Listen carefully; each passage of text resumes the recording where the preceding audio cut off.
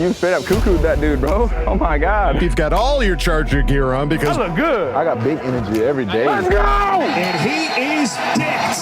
Blind squirrel finds a nut every once in a while. That's right. You have to love what you're seeing on tape if you're a Chargers fan, especially for the future with Justin Herbert. On the move and throws and touchdown. Players, coaches, staff, fans, together we can create something truly special. Stay tuned for some good content.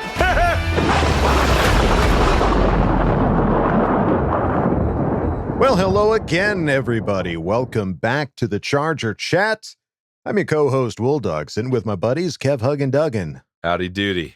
Howdy doody, partner. And let's not forget, Kyle the Coach Duggan. The Chiefs aren't in the Super Bowl. The Chiefs aren't in the Super Bowl. Chiefs aren't in the Super Bowl. Yes!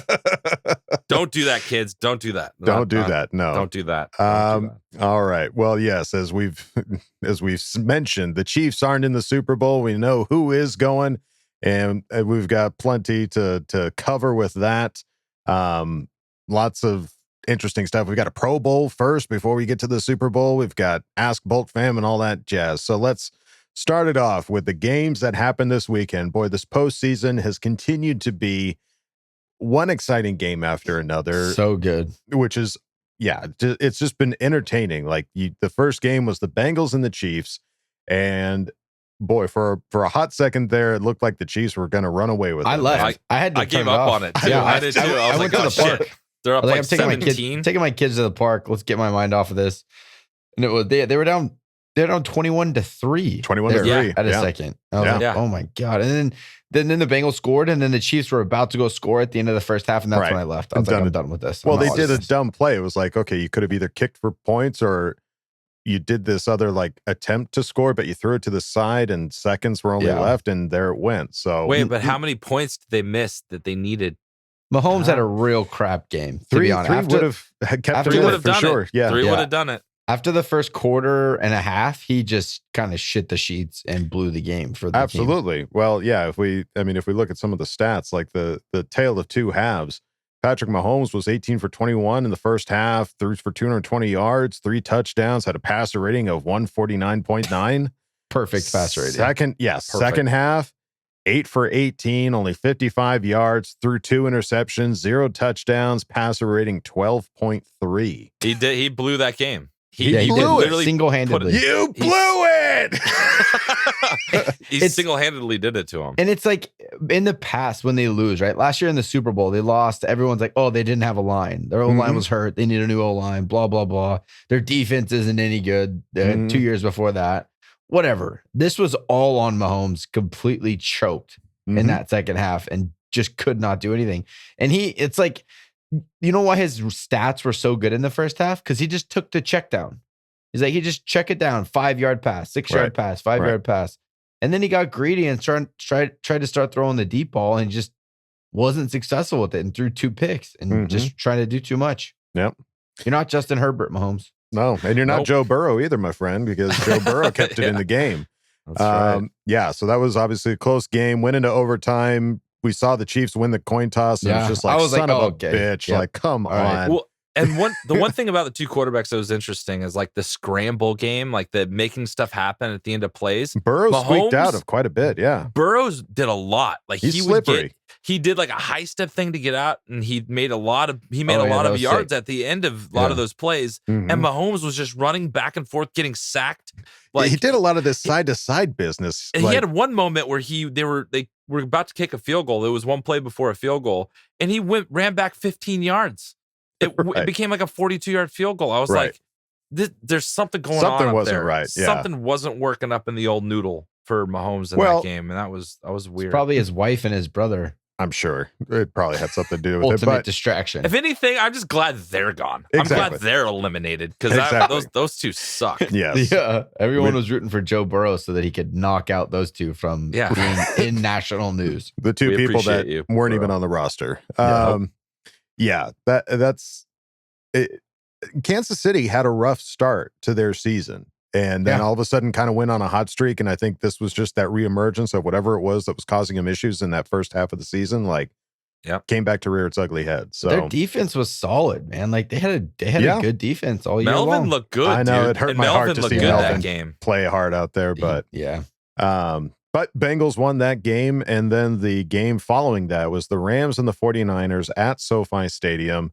Anybody that kind of kept tabs on what was going on with the 49ers fans and ticket sales and everything like that, it kind of looked like 49ers kind of took over a bit of that stadium. I know we didn't always see it in the camera view, but there was quite a few like tailgating pictures and, donut shops of getting overrun by 49ers fans that I read about. So they obviously made a bit of a presence, but it didn't seem to do them much good, unfortunately. Well, and I guess their motto, I heard somebody online posted like their motto is they say whose house and they say Rams house. That was not the Ram. Apparently that's like their like call to arms during games. I wouldn't know. I've never been to a Rams game. It is cute. Yeah. That really wasn't their house. Right. Well, not for that game, at least. No, not really. So, that was another just a crazy close game. I mean, Rams ended up winning it 20-17, but the Niners that interception run away with it. That it just hit the poor guy in the chest, and it just went right through his hands. Tart, I think that was trying to catch it. Yeah. Oh my Lord, that poor guy is just beating himself up. Well, you could tell it hit him hard. Like it that really was affected him. That was the easiest interception I would have seen all year, and it would have sealed the game up. Done deal. Yeah. That's why they're playing on defense in the secondary and not wide receivers. That's the difference. Goodell made a call for that mistake to have called that one in. Yeah. That was rough. And especially, the way that it ended was just like, holy geez, come on, Jimmy. Don't just like fling it into the other guy's hands. Like, God. All right. Well, I guess that's it. Yeah. I think that 49ers, man, I think they're going to be a good team next year with a different quarterback. Jimmy's just not effective. They've been good ever since Shanahan took over. Last year, they just got absolutely decimated by injuries. Yeah. But the year before that, they were in the NFC Championship, if I'm not mistaken, as well. It's like, that is a solid team. Yeah, they're a solid team for sure. I think Trey Lance takes over the reins next year, and you see what they can do with more of a mobile kind of playmaking type quarterback. So they're going to be around in the NFC for the long haul. Absolutely. Yeah, we'll see how it all goes down. The one player that apparently is making his presence known even after his early retirement is Eric Weddle, leading the Rams in tackles with 9 tonight. What the fuck? Yeah, That's what? crazy. What and he a had a tackle freaking for a loss. And a tackle for a loss. So good on him, dude. Good on him, Weddle's man. Beard. He's healthy, man. He is healthy and ready to go. He's playing rec basketball, staying in shape. Is that rock and roll. Did you look? Is that what he's just been doing? Just kind of. I don't think anything else. Yeah, he's been retired. He's not been sitting on the couch. We know that much. Guys, he's been retired as long as we've been doing this podcast. Pretty much, he's been out the previous 2 years. Yeah. Wow. So we've never really got to talk about Weddle before. And he's back and he's going to the Super Bowl. So good for him, man. Wow, wee, wow. What a storyline. What crazy. A storyline.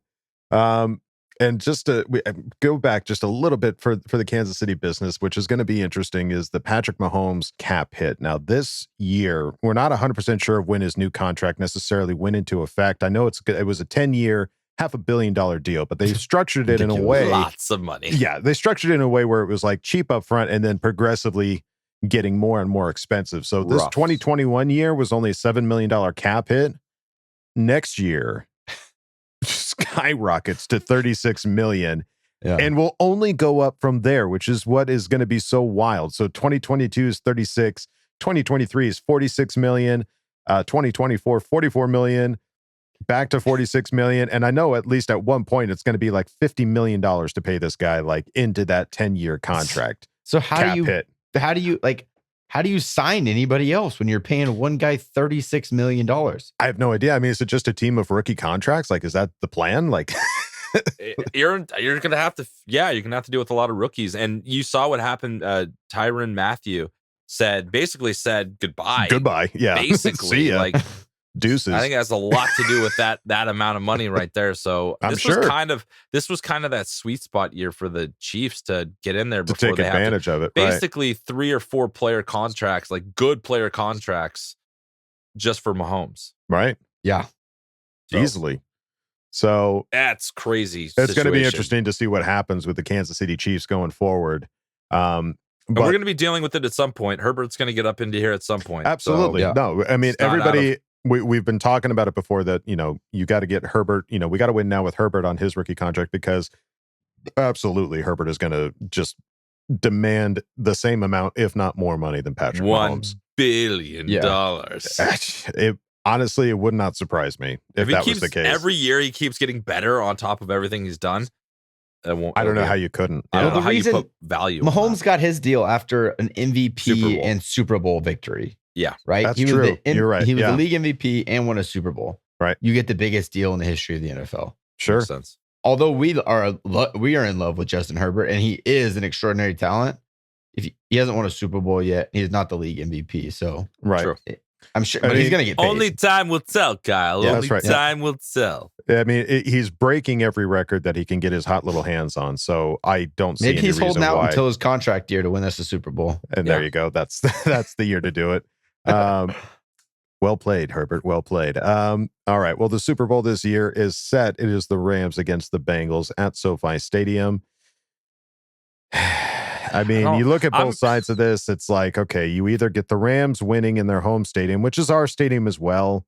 And then it's just like, oh, God, I'm going to hear it all the time. Where are you at? Like, where are you at on that? Yeah. Like, Or I'm you have rooting for the Burrow. Bengals. or you have I'm rooting the for the Bengals Bengals. win, and even though Burrow is going to be tied with Herbert, I lean Dude, on the side of the Bengals because you The look at Bengals haven't won a playoff game in 30 freaking years. Number Like, one, that yes. fan base, we Yes. can relate to those guys. absolutely. It's Like, who cares about the Joe Burrow? I love Justin, but it doesn't matter. Joe Right. Burrow is a great quarterback. Right. It is what it is. Right. Like, he's not reached the level of Tom Brady. I hate him because he wins every year. Right. The Bengals haven't won a playoff game in 30 years, and now they're in the Super Bowl. Like, I've seen on social media some like 70-year-old grandpas like crying. that's what I was watching the about. TV. That's what I was about to say. The reaction videos you see with the Rams are like 30-year-olds. Yeah, the like throwing reaction beers videos up in the air, well, taking shots. Are these and like stuff. grandpas like crying, sitting on their recliner in Ohio, like just freaking crying their eyes Right. out? Yeah. It's a big deal for Cincinnati, and yeah, I think the Rams are kind of in a similar situation to us. Like, yeah, they played in LA at one point in time, but they left St. Louis not that long ago, so they're And the kind Rams of transplants like us. The Rams just suck. Odell Beckham Jr. sucks. Like, these guys are just, I don't know. I just don't like watching. Matt Stafford and Eric Weddle, I want them to be successful because Sure. Matt Stafford just had the worst deal in the Sure. world playing for Detroit for so long. Yeah. Right. And Eric Weddle, I love as a Charger. I know he had some weird relationship stuff leaving, but I Still love loved him as a him when he player. played for Yeah. us. Yeah. Yeah. So those are the two guys that I'm kind of pulling for, but just, I don't know. McVay Rose really is frustrating to watch. Yeah. Odell Beckham is a big whiny baby that complained his way into LA. Mhm. I don't know. It's just hard to root for that team. I think I'm going Sweden. I'm not going to pick a side. I'm going to kind of just be a neutral, So you're just not going to play watch. the field. I'm going to watch, not going to Just care. hope for a Yeah, good Going game. to There's no enjoy the point. halftime show because that's going to be pretty sweet. And then I'm Right. going to try and do one of those crazy prop bet things where you try and play bingo with crazy shit. That's what I'm going to do. Yeah. That's how I'm going to. You got a strategy. Right. Yeah. I mean, regardless of who wins, it doesn't really It's not the sway- Chargers. Right. It's not Okay. the Chargers, so it doesn't really, Who cares? it doesn't toot my horn one way or the other. It's just it is what it is. But I would rather not have to deal with the LA fans, of the Who's House or the Fight for LA business. Like, that is more close to home than Herbert to Burrow. Like the Oh, Herbert yeah. to Burrow thing. They're like, both studs. they're What are you both gonna do studs. about Number it? one, this is that era. It's going to be Herbert and Burrow and Allen Forever. and Mahomes for a good long time. So that's we just have to come to accept that, just as it was Brady and the Mannings and Roethlisberger and Rivers. Like, that was that era. So That's fun. it's fun. Absolutely. let's I'm go. not Go win a Super Bowl so we can go win 2 or 3 and show you up. right. So Love the it. people that are going to be on social media and saying that, oh, Burrow's better because blah, blah, blah, it's like Burrow didn't win them to the Super Bowl. Burrow But obviously contributed quite a bit, I but will it's a say, team yeah. effort. A quarterback is defined by championships. Absolutely. Bottom line. You're right. That's why Phillip Rivers has a looming shadow over his name Yeah. because he never won the ship. Yep. So if Burrow wins, you could say that he is a better quarterback. He's not a better thrower. He does not throw the ball better than Justin Herbert. No one could debate that. Justin Herbert is a better Someone thrower. It's impossible. He has a stronger arm. He's more accurate. The guy's just better. But Joe Burrow's winning these games. Right. somehow, some way. And that's a lot of that goes to the quarterback. So Right. It's also the a team argument's sport. there if he wins the Super Bowl. It's also a team sport. Like Right. you got to have the defense. The Bengals defense is playing extremely well. Yep. I think that's something we can take from what the Bengals did this year to what we can do next year. We improved our offense this year. Let's improve our defense next year and be there. We still have that. We still have that ability, and that's why we have this coach. Mhm. Staley was brought in here to give us one of the top defenses, and I think give him this. We got a lot of offseason. money to get the guys that he wants. Exactly. Right. Right. Let's go. Let's Spend do it. All right. Well, prior to the Super Bowl, we've got the Pro Bowl to look forward to. That is going to be the 6th, I believe. But even prior to the Pro Bowl is the Pro Bowl Skill Challenge, Yeah, buddy. which is going to be this Thursday. I believe it's on ESPN, and you're going to have such challenges as the precision passing drill pairs quarterbacks and wide receivers together, which will be interesting. Obviously, we've got Herbert and Keenan Allen, but I wonder if they're going to pair, mix Keenan's and match. not playing. Keenan's not playing. I didn't hear that. Keenan I and didn't Joey either. Bosa are both sitting out with Get out of injuries. here. I didn't know that. Yep. Okay, Yep. well, you heard it here first, folks. Bullshit. Keenan Allen and Bosa aren't playing. You'll also see the Thread the Needle Challenge, which tasks QBs to hit the most targets against the opposing league's best defensive backs. Let's go, Herbo. Let's go, Herbo. You got Come on, this. J-Bo. The Best Catch competition, which is new this season, will take 2 wide receivers from each league and have them face off in a battle of creativity and talent. It's like a slam dunk contest. I like like it. it. That's cool. Yeah. That sounds like fun. The Fastest Man competition, a test to determine the fastest man there. Classic 40-yard dash and skill players from both leagues will compete against each other. All right. That's track That's and kind of field. fun. Like the last time a lot of these guys did the 40-yard dash was at the the- combine. Like for sure. let's see what No. you got. There you go. And then the one that I think we are all looking forward to, especially after seeing the videos of Justin Herbert, epic Pro Bowl dodgeball event. Yeah, but Every player on each team participates in this massive game of dodgeball. It's a best of 3 series with ultimate bragging rights on the line. Every player? yeah. It's every player on each team So there's gonna participates. be an offensive lineman version of dodgeball. I want to see what that looks like. It was Sean Slater just hucking. Oh yeah. Although he's I will gonna say kill. he had a spike. Somebody scored and let him spike the ball. It was not very impressive. I don't think he's going to be out there. I think that was a game. I think- Dodgeball's about power, man. Yeah. It's all about power, and it's about No, it's And not. like It's quick. about agility. He's got the technique, dude. Who quickness. has the best agility? He's got the agility. He's got the technique. He's got what it takes to be a dodgeball champion, Kyle. You're insane. You're like Charlie Day, and Yeah. it's always sunny. You're like, Yeah. it's gonna happen, See, Kyle. He's got the agility. Yeah. Huh? Yeah. What's the phrase that he says? Like, blindside, or what is it? Wild card. Wild card. Wild There card. it is. Wild Jumps out of the car. Jumps out of the van. All right. So yes, we've got the Pro Bowl to look forward to and the Pro Bowl challenges. Again, check it out this Thursday on ESPN. And don't forget to check out chargerchat.com to check out some of the sweet merch we have over there. T-shirts and hoodies and stickers and all that good stuff. And we've also got the members only section to chat it up with other members of the Charger Chatteteers. So go on over there, check it out. And you can also ask questions for Ask Boltfam if you are so inclined to do so. Good But drop one in. now, we've got a very special segment here. It is Bolt Insight, and May or may not be Matt Matt Overton. Overton.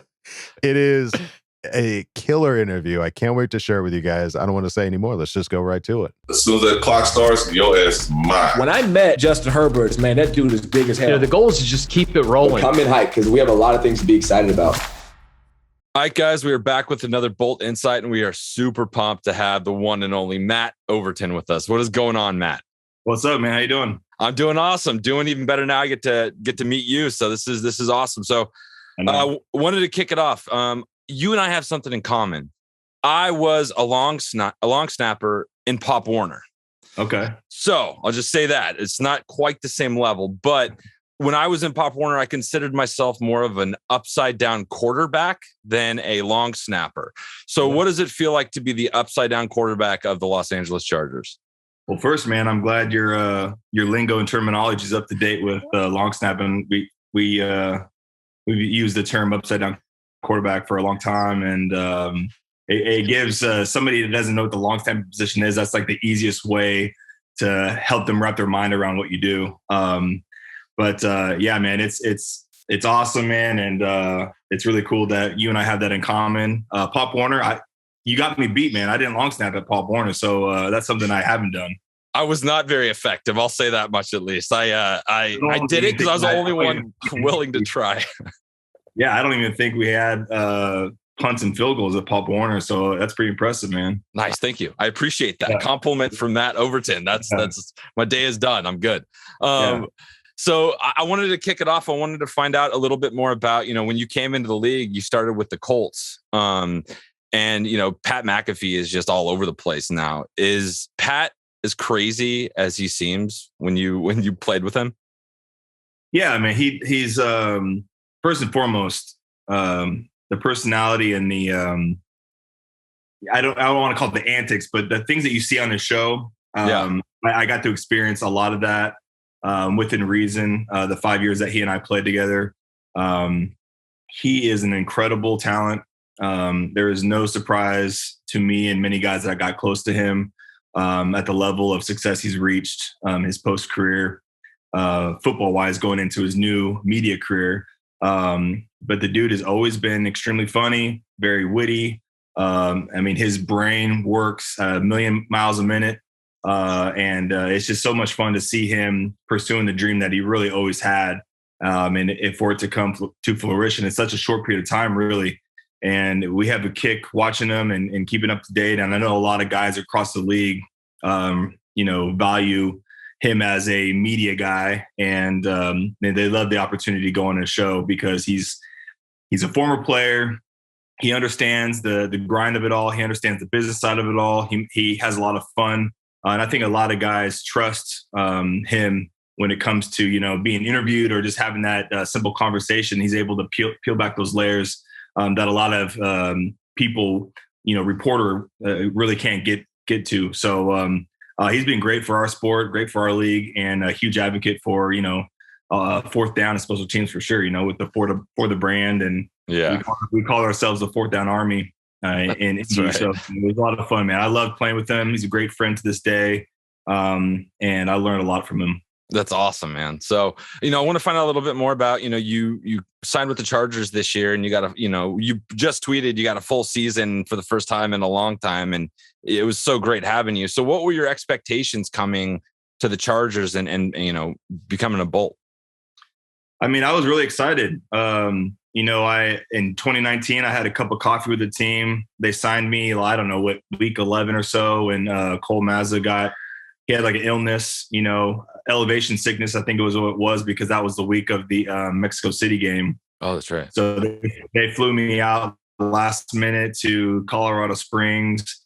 And Cole got sick from the elevation. And so they had me there just as a emergency filler if he wasn't feeling better. But, Cole got to play. And so I got to meet, Ty and a handful of the guys that were on the team. I mean, that 2 years ago, that roster is transformed. And that's pretty consistent across the league. Badgley, when he was there, I got to meet him and work with him a little bit. And so there was some familiarity coming to the team this year. Tom Telesco and I have known each other since 2012 when he was in Indy before he became the GM of the Chargers. And I'm from California. I'm a Bay Area native. And so it was great to be back home. And honestly, I think from afar, I knew that the Chargers had a great roster. But man, when I got there, it blew my mind to see the talent that was there. I mean, of course, I've always, Keenan Allen and Mike Williams and those guys that have been there for a while, Bosa.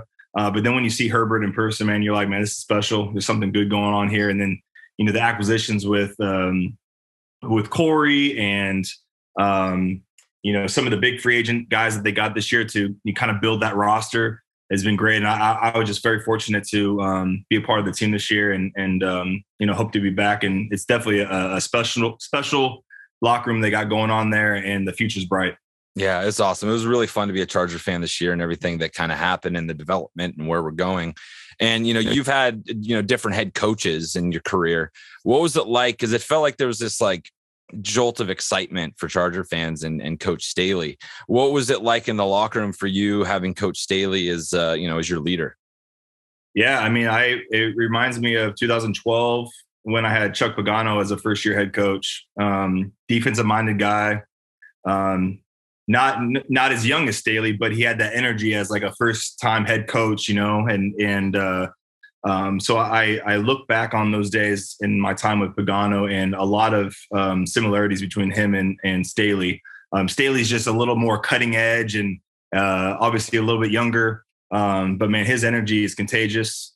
He knows how to lead a group of men and lead that locker room. And he's really easy to buy into. He's very likable, very personable. I had a great time playing for him. And, his aggressiveness on fourth down is something that, I like it. Sometimes I wish we were kicking. But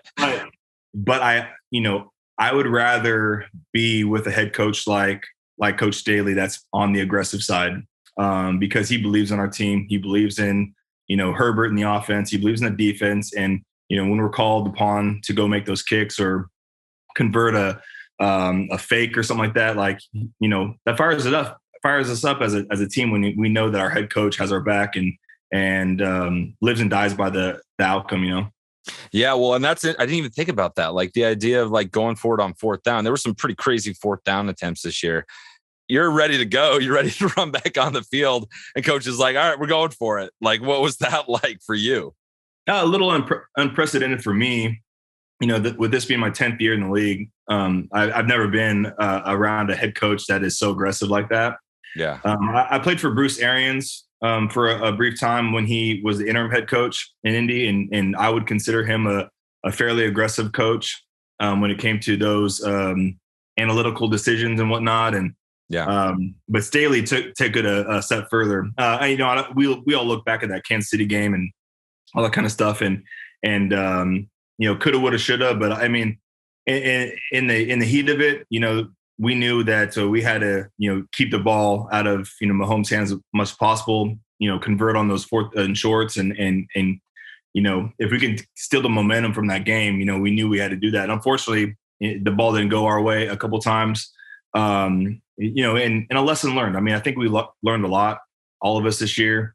It's really a young team. I mean, especially at the quarterback position and some of the key players on defense. And of course, your head coach, and even across the board coaching wise, I mean, there's a lot of younger guys that are, filling, the coordinator position for the first time, so I think this year was just an incredible feat with building the foundation for the future. And it's exciting to see what this team can do in the next year coming up.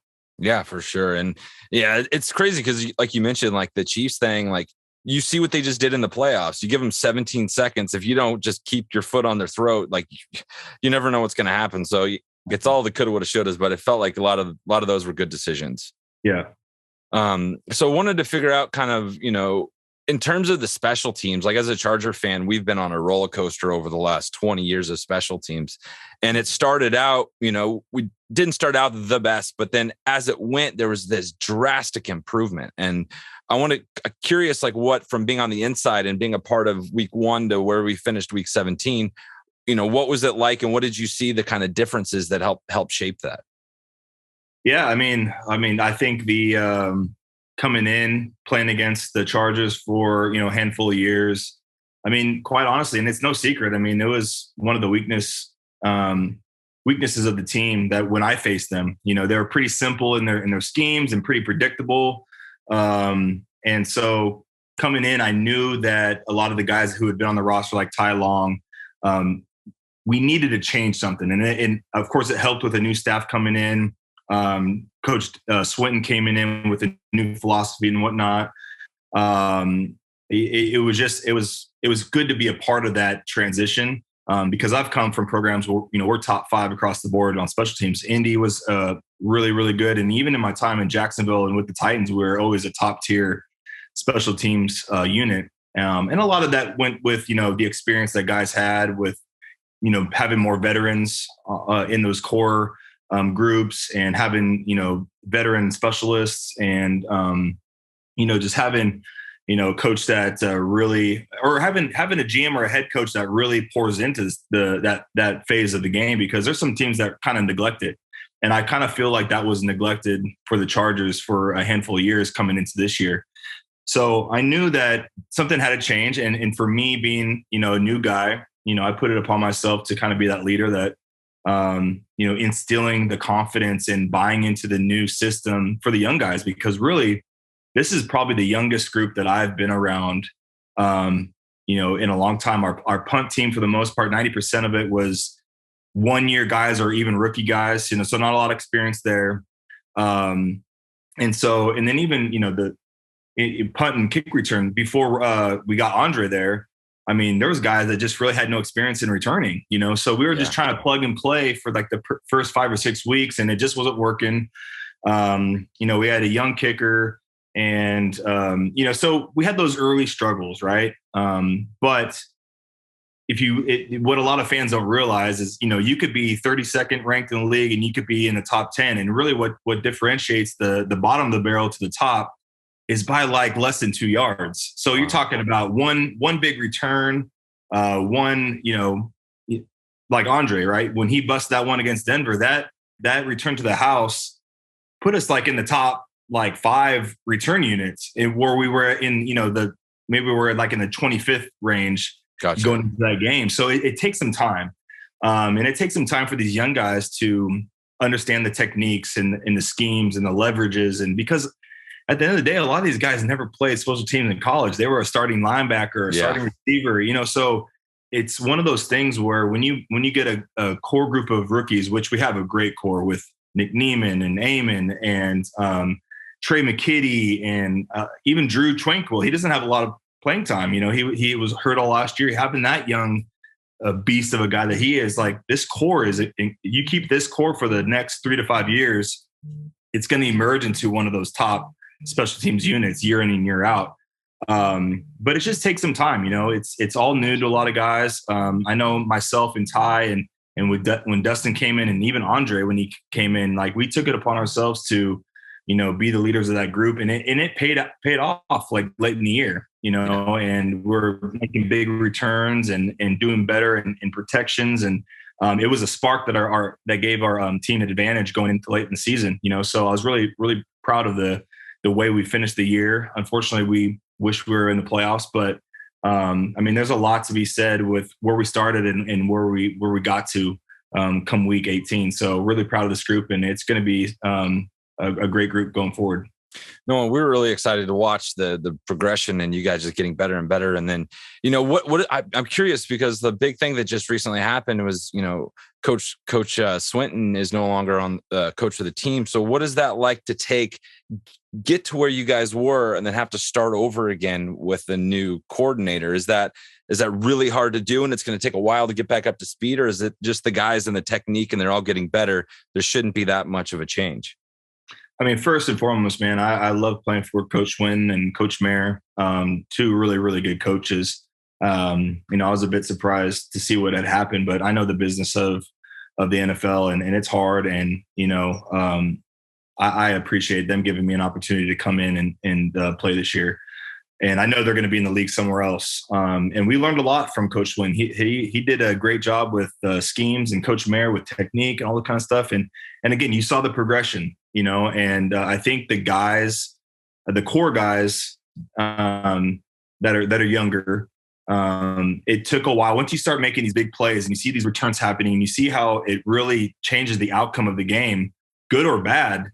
The special teams phase of the game is very, very important. It's all about field position, So I think this year has been a huge foundation for the special teams unit going forward. And I know there'll be some transitional things with the new coach and new coordinator and new schemes, but for the most part, it's pretty relevant across the league. There's nothing. I know quarterbacks go through new coordinators all the time, and learning a new playbook is could be a big daunting task, but special teams, for the most part, a lot of these guys have, crossed paths as an assistant with other guys. And there's kind of like this foundational, like, thing about special teams where it's not too different from team to team. It's just about, maybe some techniques and footwork is different and whatnot. But I think the keys going forward, having some veterans back, like, Andre, hopefully myself and Ty and D-Hop, and, having those veteran older guys, Steven Anderson, another one,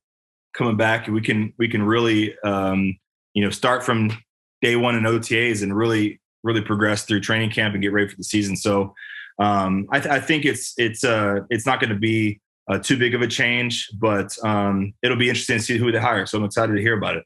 Yeah, for sure. And then, you kind of talk about it briefly. It seems like, you, Hopkins and Ty have a cool kind of bond. They always posting photos of you guys going out together. Like what's the kind of, and you guys are all kind of together for the first time this year. And it felt like there was a really cool kind of bond with you guys. What is it like playing with those guys and just kind of, you guys sticking together? Like, what's that like? Yeah, I mean, it's really, really important. And even Tristan, man, throw him in there. The four of us, we were very, very close. We work all the time together, but we also spend a lot of time off the field together, which is great for just, creating that bond and friendship and brotherhood. And, Ty and I, when I came on the team, a few years ago, we hit it off pretty quickly. And so we have a lot in common with his path through the NFL with going through the CFL and my path going through different leagues to get to where I'm at in the league. And so we had a lot in common coming in. So I knew that coming to Ty during training camp was great. Kind of already knew him a little bit. And then Dustin and I, we've trained in the summer. We live here together in Nashville now, but getting to work with him like really, really one-on-one has been great. And just the personalities mesh really well. Our drive to want to be elite and be the best, and the leadership aspect of holding ourselves accountable for the team. I mean, we all kind of have that in common. So the three of us, man, and Tristan too, like helping a young kicker out and having him and seeing him grow throughout the year has been great. So I know we're all free agents and it's a crazy business. Who knows what's going to happen, but I really do hope that we get the chance to work together again, because that continuity is really important. And I love playing with those guys. Yeah, that's awesome. And I want to kind of change it up a little bit. Like I remember on social media, kind of one of my highlights of 2021 was Nan. The videos you posted of her celebrating, dancing at the games. Yeah. Tell us a little bit about Nan. Oh man. So my grandmother, man, I think she's 86 now. And she's a spitball, man. She's so energetic. She's always been my number one fan. I know my mom, my dad have been great, but my Nan is fired up. I talk to her before every game. She's been there every step of the way throughout my career. And when she gets to go to a game, I mean, she's crazy. It's almost embarrassing. And when I played for the Colts, we used to play the Raiders a couple of times, and we're all from the Bay Area. So my family is originally from like the Oakland area.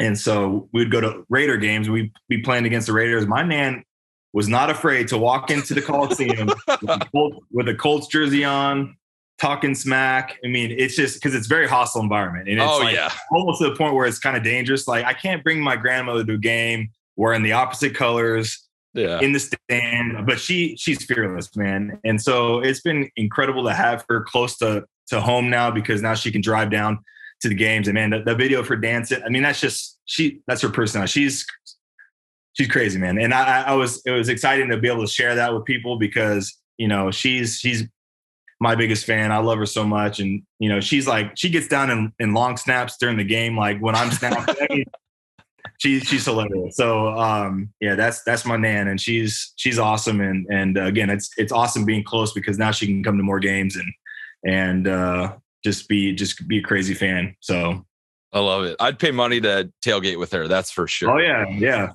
Got to get her out to Thunder Alley. Hey, we got to make that happen for sure. Yeah, for sure. So I want to talk a little bit about, your brand, the Stay Ready. I love it, dude. I love everything you're doing over there. So you tell us a little bit about what you're doing with Stay Ready. And then I saw that you have a scholarship also associated with it. Yeah. So, I was with the Colts from 2012 through 2016. Leading up to the Colts, I was, just to go back even further, technically my rookie year was 2007. That was when I was an undrafted free agent with the Seahawks. And it wasn't until 2012 that I made my first active roster with the Colts. So it took me 6 years roughly to play my first NFL game. I came from a small Division II school, Western Washington. I was a JUCO player. So like my path has been like, the long way around kind of thing, and so I love to share my testimony with guys, my story, because believe it or not, there's a handful of guys on every team that has that crazy story of how they got to where they're at. It's not always D1. It's not always the SEC. It's not always this, that, and the other. And so, like to share those stories, because it inspires a lot of guys who, are striving for their dream. And it's not even just football related. It's just, life in general. And so when I got cut from Indy in 2017 and I was crushed, man. I was like, man, I didn't expect this to happen. Definitely got sideswiped. And so I went into that off season, like with the chip on my shoulder, but like just with this idea of like, man, I just need to stay ready because I know that call can come at any time. And I looked back at my time when I was on the street in 2007 when the Colts called me for a workout. And, it was because of my preparation and my daily routine and grind that really helped me just stay ready for that opportunity that came. And so I kind of had that mindset again and kind of stuck with me and kind of transformed into this message and brand that I've started last year. And, it's just really just the faith and the patience and the, preparation behind, the journey you're on to get to where you want to go and achieve your goals and dreams. And so, that's kind of the mission behind it, the mission statement, the vision, but, to tie that along with, the scholarship you mentioned, like I mentioned, I wasn't a scholarship athlete. I went to junior college first, went to a Division II school, which hardly offered any scholarships at all. So, I thought a good way, to pay it forward in a little way is to help, those athletes that are, maybe paying their way through school or aren't on scholarship or, just give them a little motivation and support in that regard. And so we do a little scholarship, and the proceeds from one of the Stay Ready hats we have will go straight directly to an athlete every year. And so we're going to do one this spring leading into the summer, and we're going to probably do a long snapper because it just goes along with the brand. Absolutely. Because in long snappers, a lot of them across the country aren't even on scholarship. So to be able to, maybe help them financially, whether it's getting them new gear or, paying for books or whatever the case may be, we just want to pay it forward in some regard. And so it's been fun with this brand and kind of growing it and, making my multicolor hats for the team that I'm currently on and stuff like that. So it's just cool, man. I really enjoy doing it. And, really beyond the merchandise and the gear, it's, hosting free camps for long snappers and doing that stuff here in Nashville. So it's been a lot of fun. That's so awesome that you're doing that. And wanted to get you out of here on this. We just interviewed Braden Fajoko, and he had mentioned that, when we're on the sidelines, the special teams guys, the specialists are pretty good at giving it back to the fans that are yelling down at the team. It's like he's mentioned specifically the Eagles game. What is the craziest stuff you've heard a fan say or do in your career in the NFL? Oh man, there's been so much. I mean, when I played with Pat and Vinatieri, I mean, the heckling was nonstop. And it was probably the worst when we went to New England because, even though, Vinatieri walked into, his familiar territory, man, they would boo him. The whole place would boo him when we go up for a PAT. Oh man. And it was like that love-hate relationship, right? I mean, of course they don't hate him because he won them 3 rings, whatever, he was the GOAT for him, so, but it's pretty interesting to be with Vinatieri. And who can talk smack to Vinatieri? No one can. I mean, it's like, he's the greatest of all time. And then you got Pat, who's a loudmouth himself, who will fire back. And so there's places that are like notoriously known for, obviously Philly's tough, anytime in New York, Baltimore's tough. I mean, I feel like the East Coast in general, and then you go to Oakland or now Vegas, which is nowhere near what the black hole was in Oakland. Oakland was rough, man. That place was nonstop heckling. Batteries will come flying at you. Yeah, that place was, and being from the Bay Area, growing up, going to A's games and Raider games, like I loved it. I got to play at Candlestick. I got to play at the Coliseum. I got to play at Qualcomm. So I got to play at all those old stadiums that I grew up going to, which is awesome. So like, I can't really pinpoint something specifically, but I mean, we can talk about Philly this year. I mean, we went in halftime and we had no idea that their halftime was going to be dedicated to like a salute to service thing with the Marine Corps. Mm-hmm. And, you know, specialists go in and we spend about 5 minutes in the locker room, go to the bathroom, grab a drink, grab a little snack, whatever the case may be. And we try to get on the field with like 6 or 7 minutes left before the second half starts. And it's very common. Every team does it. So we go out there like we normally do. And I come out probably a couple minutes late, and Ty's out there by himself, and he's punting some balls. And the Marine Corps is doing some sort of like, they're not playing. I think they had their like, and I do not want to disrespect this ceremony at all, but they had their trumpets, but they weren't playing quite yet. They were just in formation, and the stadium was kind of eerily quiet, but he's punting balls. And as I'm coming out, as soon as that ball left his foot, the whole place started booing. Oh, and I think he was a little oblivious to what was going on at the moment because he was so zoned in, because we hadn't punted in this game yet. Yeah. So for Ty, he's like, man, I got to stay warm. I got to stay ready. So I walk out, boo. Another one leaves his foot, boo. And I go stand out there, and I'm going to get ready to snap to him. And it just kind of clicked with me. There's this like ceremony thing going on. There's booze. And I quickly realized that when, you know, we were not supposed to be out there. And he does it. He does like 2 or 3 more times, and the place just erupts. Then our coach comes out, tells us to get the F off the field. We go to the sideline. Fans are throwing stuff, this, that, and the other, cursing Ty, cursing me. And I'm like, oh my God. We had no idea what was going on. So apparently they had the ceremony set up for halftime that took the entire halftime, and doesn't give us specialists, even the Eagles specialists had no idea what was going on. They're like, dude, we had no idea that this was happening. And for it to happen on Salute to Service week for them, it wasn't for us, it was for that home team in Philly, primetime game. I mean, just like everything came crashing down. Ty took the brunt of it all, like social media wise and all that kind of stuff. But like even like the second half, the stands kind of came close to our sideline. So the fans were kind of right on top of us. So when we were in between their cheerleaders and the bench or the stands. So we were like in this tight, narrow sideline where we warm up and stuff like that. And like fans were throwing stuff at Ty, throwing stuff down on us. And man, he didn't hear the end of it. And so that's probably the craziest story. And it was something that wild. I've never experienced. So from then on, like Ty and I made sure like, hey, what's the halftime situation this weekend? Because we are not going through this again. It's funny too, because even when we go out to warm up at home, or even any other game in general, like you kind of have a feeling like when the national anthem is going to start. Yeah. And sometimes it happens sooner than later because of if it's a televised game nationally or something like that.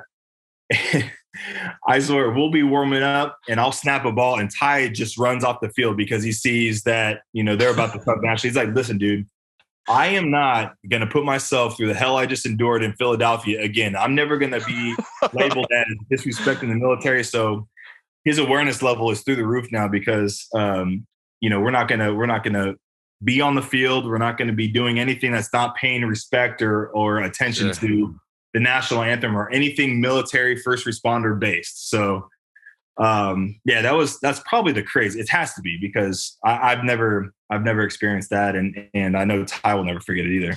Well, they're going to have to get you guys like a racquetball court inside the locker room so you can just go in there and just whack the shit out of balls, snap. You know, you don't even have to go out on the field.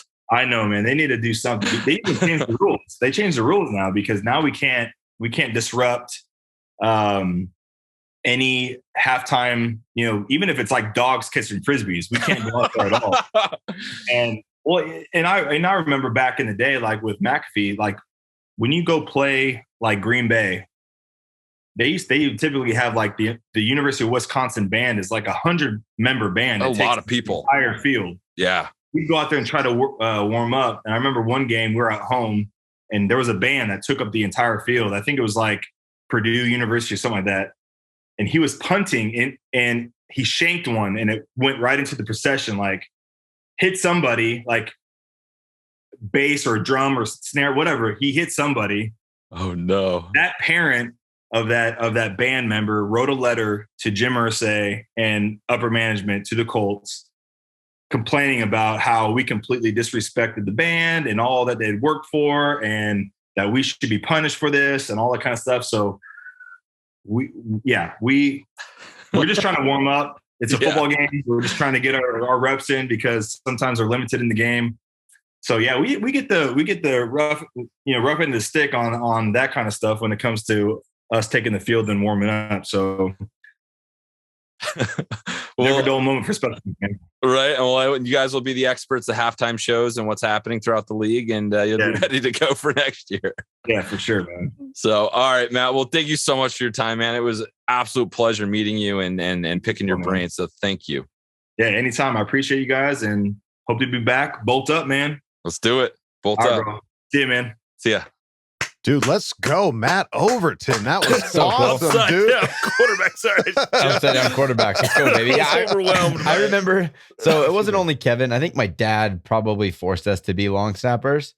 Oh, really? But I did it also on Pop Warner. I remember like a Pop Warner like barbecue like fundraiser. We did like a walkathon, and at the end you had like a barbecue, and they had like the tire that you could throw it through. And I was like, you know what? I'm gonna upside down quarterback this thing, and I long snapped it straight through the tire. Oh, and wow! I was like, I'm a hero. I am. And then you never snapped again. One off. Just I'm done. Good. Right. No, went out on top. I went into high school, and they're like, "Did anybody ever snap in Pop Warner?" And I just went and got water. I didn't say a word because it's so scary, stressful. It's the most stressful position.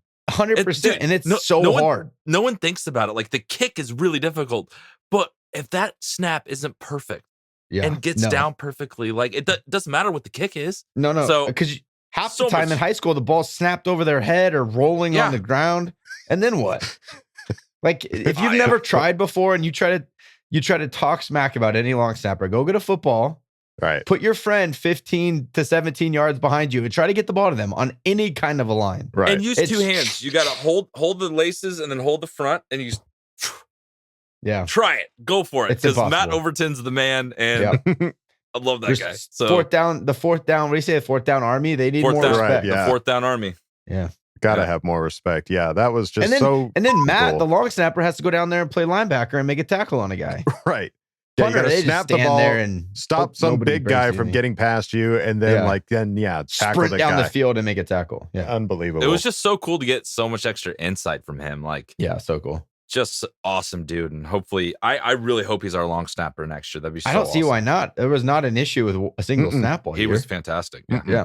Yeah, that was so cool, Matt. Thank you so much for coming on and chatting with Kevin. That's awesome. That was just a rad interview, and I'm so tickled that we were able to get him on. That was just great. All right. Well, next on the agenda, we've got a fan focus, another special one coming in hot. Let's go see who it is. All right, guys, we are back with another fan focus, and we are super pumped to have Jason from San Diego. What's up, Jason? Woo. What's up, my dude? What's and up, the brother? Bolt fam? Let's go. All right, man. Well, we're so pumped to have you on. You know the drill, man. How did you become a Charger fan? Oh boy. So it started back in, I believe, 2001, 2002. So I guess 21 years? LT's number. There you go. That's a good year. That's right. So it kind of basically started with my dad a little bit. He kind of fell off the wagon ever since they left to Los Angeles, but I've been a diehard fan since then. So basically, started during that time. If you guys remember Doug Flutie. I'm 34 years old. Yeah, so Doug Flutie. I knew a little bit about it. I didn't know too much. My era for my dad was, I believe, Brian Leaf. Yeah. Yikes. Oh, God. Right. Yeah. Yikes. Yeah, I know. But great guy. So what really solidified it was obviously during the time with Drew Brees. Awesome player. I wish he kept, playing still, but, he deserves that retirement. He worked so hard for it. And I do appreciate the Brees family that when they were here, as a matter of fact, I actually got to meet them like one time. I used to be a bus boy, and then I actually got to meet him. It was really cool. So awesome. Really great family. Yeah. But what really hit though, for sure, was the 2006. And we all know that era. We were 14. We were up 14 and we lost 2 games, but you know how that went out. But Marty Schottenheimer, God rest his soul, that was my favorite year for sure. And that made me like solidify like why I'm the Charger fan that I am today.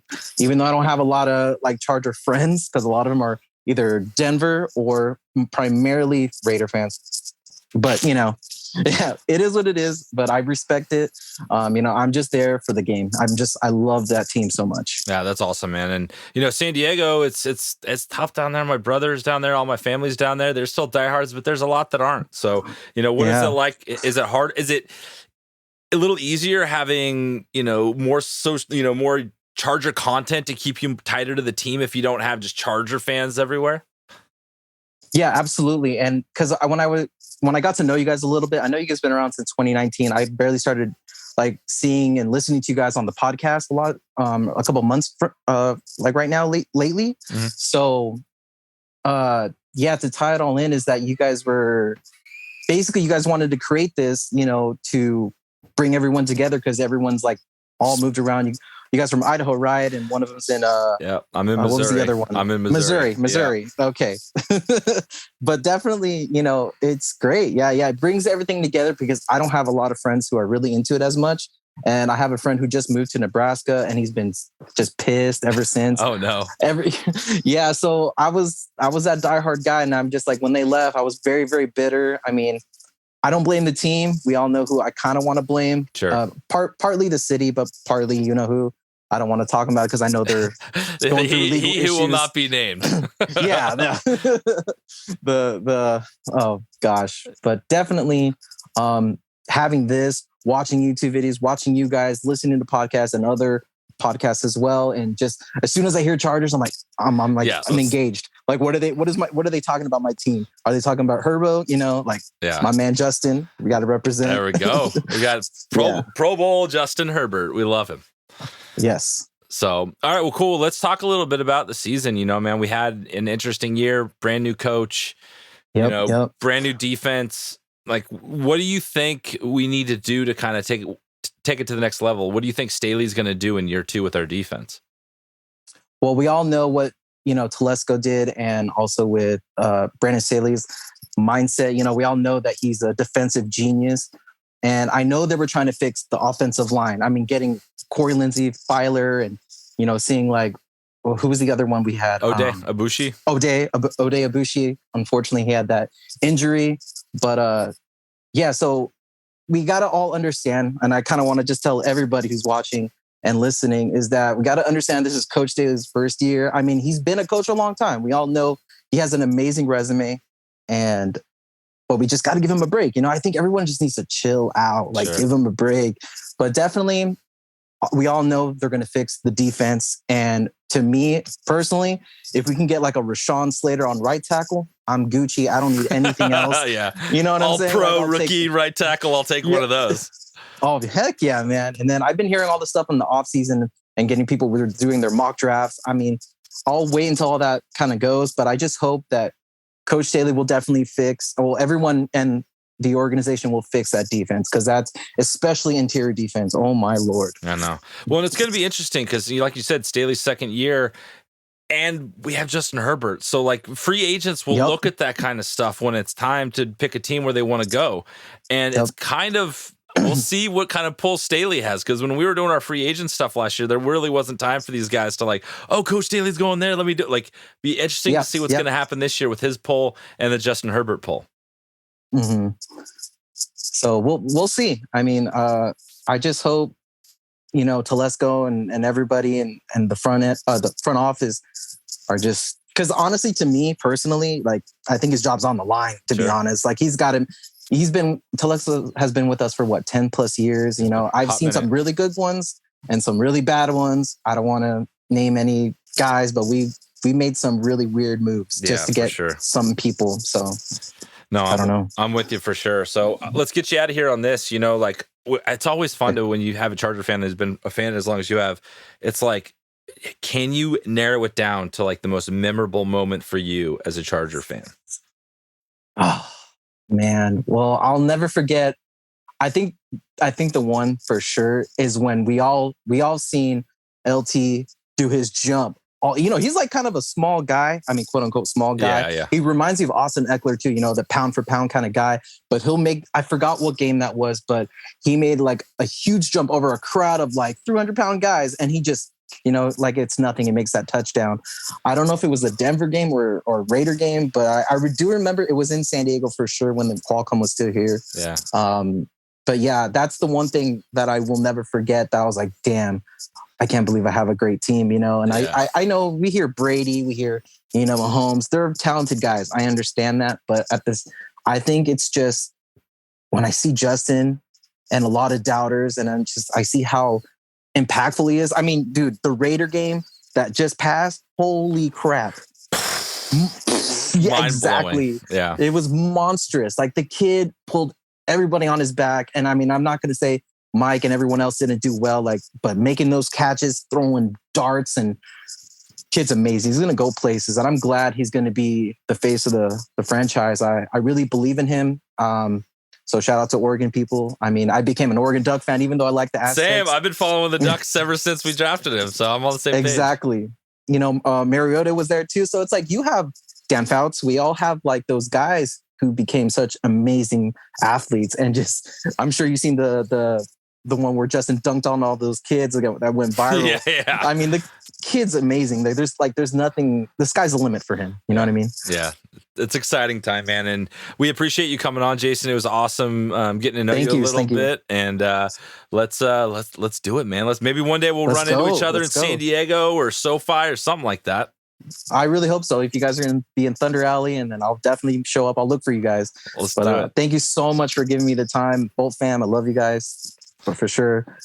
Our pleasure, man. It was so awesome having you, and we will talk to you soon. All right. Okay, love you. Bye. Okay, love you. Bye. All right, Jason, let's go, buddy. I love it, dude. I love getting some of those residual fans from San Diego that they've lived through the hard times. We've all lived through the hard times on the show, and that you stuck with it, and pulling back, memories of like the LT and getting to meet Drew Brees. That's awesome. Yeah, as a busboy, like I'd love to meet Drew Brees. I don't care. But yeah, dude, that was really cool, Jason. Thanks for coming on, Jason. It was really appreciate it, buddy. All right. Well, now it's time to go on to Ask Boltfam. Get ready. Buckle up, motherfucker. Time to put your money where your mouth is. Hi, guys. Don't jam a thumb up his butthole. That's what you do. I wet myself in excitement. Oh, so hungry. Your thoughts are like totally appreciated. Catch you later, dude. Okay, love you, boy. All right, that's right, gang. It is time for Ask Boltfam. We start this off with El Guapo, who asked the question. Certified fresh. Shit, wasn't ready. Let's go. It felt so good watching Mahomes bitch ass lose that game. I don't like to kick a guy while he's down, all right? But now feels like as good a time as any to say, F you, we're coming, all right? Chargers are up next. My question, if the NFL did a redraft of every player on every team right now, who would you guys legitimately pick first if you had the first pick, biases aside? I can't put my bias aside. Justin Herbert. Well, it's not even a bias. Even bias aside, what other quarterback do you take? Right. What you're splitting hairs with the top five guys. I don't want one of the Mahomes. top 5 guys. I don't No, care. I okay, can't you don't root want for that Mahomes. guy, no matter what. I mean, it's like, yeah, could you work with Burrow? Sure. Could you work with, Josh Allen? Sure. Aaron Rodgers? But do I want to? No, I want the guy that got the offensive rookie of the year and is smashing records left and right. Like, yeah. Who else could you pick that would be like a cornerstone to a team and worth a first round pick? Yeah. It's got like you want to pick one of the young studs. Right. So it's Josh Allen, Joe Burrow, Justin, Patrick Mahomes. Like those are your options. And no one's better than Justin. So we're a little biased, but I embrace that shit. I can't turn the bias off. I'm sorry. But I mean, even bias stays open. Like, just looking at statistics and where he's at and where he's going, like, I can't picture a better guy in the league right now. Like, I think you put Justin on any team that's in the Super Bowl and they're still in the Super Bowl. Absolutely. Just get him a defense. I just want a defense for Justin. It's Get coming. him a defense. It's coming. We're working on it. Okay. It's coming. All right. El Guapo, thank you. Thank you for asking the question. Let's move it on now to Gruder McBolt. And shout out to Nate. You guys both asked the same question, but I'm going with Gruder. And it goes something like this. Gruder. Wow, wow, very nice footballs matches last weekend. The Super Bowl's match between the furry kittens and horny sheep will be very nice. I do not know who to be rooting for. Both suck the holes of assets, but I guess if I have to choose, maybe I go for the pretty kitties in La La Lands and not La Loser horny sheep. But where I go now and find way to infiltrate big stadium in Los Angeles. Very nice. Maybe I disguise self as zebra. They never know is me. No? Okay, I go now. But who's you pick to win the big match between zoo animal? Okay, love you, bye. That's a great. like the the horny furry sheep. kittens and the horny sheep. Yes. Zoo Yeah, animals. I've picked against Cincinnati every single week. I didn't think they were going to win one game. I thought they were the underdog. Well, if you So root I for just- them now, they're going to lose to the Rams. So if you want them to But win, I don't know pick the how you Rams. root against them. They're going out and beating the best Yeah. teams. I love They those took out the number 1 70-year-olds seed. crying their hearts out too. There's something Yeah. about that. Like there's a lot of people that are probably like really been waiting on this for a long time. Like dedicated Bengals fans. It's almost like dedicated Charger fans, where we just haven't had a lot of success as of late. So I think I can get behind something like that and put my Burrow, not hate, just despise to the side a little bit. Why despise? Like I don't know. That's a funny word. Yeah, he's a good player, and so He's yeah, fine. I think it's going to be the Bengals, and this is who I'll be rooting for. Whether or not they'll win, I don't know. It was interesting that both teams had tight ends that went down in their games, and big, I think Higby and Uzama, yeah. So those have been two big targets for those guys, and both went down in the last game, and don't know if they'll be back for the next one, but. Everybody else, for all intents and purposes, seems healthy and ready to go. So I'm should at least excited be a for good that game. Jalen Ramsey, Jamar Chase matchup. Ooh, yeah. It's going to be fun to watch. Yeah. Yeah. They're kind of designed for Absolutely. each other. So that'll be definitely fun to. And they're see- both see who LSU wins. guys, right? No, it wasn't Jalen Florida State? Oh, yes. Yes. Good call. Okay, Because he yeah. played with our boy. Derwin. Yes. Yeah. Derwin. See. All right. So there you go. See. Gruder McBolt and Nate, thank you guys for asking the question. Let's move it on now to Matt Saunders, who asked the question. Certified fresh. All right. What do you think of similar to soccer for overtime, but with 2-point conversions? Each team gets 5 chances, but we push starting spot back each go. That is a better option than what we have now. I'm not mad, Matt. I don't know. Kyle looks like he just farted. What happened? You don't think what so? I Indigestion. think it was the soccer throw. I'm like, don't collude the soccer and football. Well, I mean, we're not going soft. We're just Take the trying to think of soccer a new out way to of it. finish a game. Each team gets 5 chances, but we push starting spot back each go. But Like, no. I guess in my mind, it's like a PK. So you get 1 play to score. And you get 5, like you get a play. If you don't score, they get a play. If they don't score, you keep going right. and see who scores the most out of the 5 plays. Right. I guess, which that would be fun. Now that I say it out I don't know. loud. 5 chances is kind of a lot, though. But It's one only play 5 each. plays. It's One play it's each. 1.5. Oh, it's 1 play Not a each. series. Yeah, it's just a play. Ooh, Yeah, it's like it's like a I'm penalty back on kick board. when they I'm with do, you. and when they do it in soccer. When it comes down Interesting. to it, it's just one Mike kick. Williams, corner of the end zone, high point 5 it, times. Ooh, call I it a kind of game. like that. Yeah. That sounds kind of exciting. Like these, bigger and bigger plays, like just trying to score. Like, ooh, I just had a crazy idea. that's nice. If they're after all that, there's no winner. You take whoever had the most fantasy points from their players during those So 5 stupid. plays No. wins the game. And now you got fantasy involved with the game. Moneymaker. Synergy. Yeah. Trademark. Trademark. Copyright Kev Copyright Hugginduggan. 2023. All right. Well, Matt Saunders, that sounds like an I'm awesome in. idea. We're all on board. Thank Better you than for what we making have the now. suggestion. Yeah. I'm Or all about it. dodgeball. Or Yeah. dodgeball. Yeah. Just You can let the dodge guys a play wrench, you can dodge a for ball. overtime. Yeah. Because we've got the best one It'd be sick. to play. Yeah. Yeah, we've got Justin Send friggin' out your Herbert. best 5. It's dodgeball. Yeah. right now. Or whoever can throw a fruit through a battleship. Whoever does that wins the game. Yeah. We all know that We we've know got who's that going to guy. win every single overtime. That's right. All right, Matt, thank you for asking the question. Let's move it on now to Danny Lags, who asked the question. Heyo, young bucks, how's it going? I put in a shout out to try and get Chris Rumpf on the show with you guys. Engaging fingers crossed formation. So Bengals versus Rams. I don't want to hear LA is a Ram city or Joe is better than Herbo. I mean, who do you think wins? And 30 million for Adams? I mean, come on, this can't be too much. And honestly, the best part of my day is when I see somebody go on Twitter, tweet at a player, and tell them to come on our podcast. Yeah, dude, thank you, Danny. Thank you, Danny. Yeah. I appreciate it, man. Dude. Really do. We would love to have Chris Rumpf on here, talk about yeah. puppies and everything of the sort. Yeah, I think for the better part, I think we're leaning towards the Bengals. But this was the other thing that did come out, that Davante Adams asking for $30 million He's a year. He's a phenomenal player, but he's only as good who's throwing him the ball. If you want to go somewhere without a quarterback, you're not going to be worth the $30 million, bro.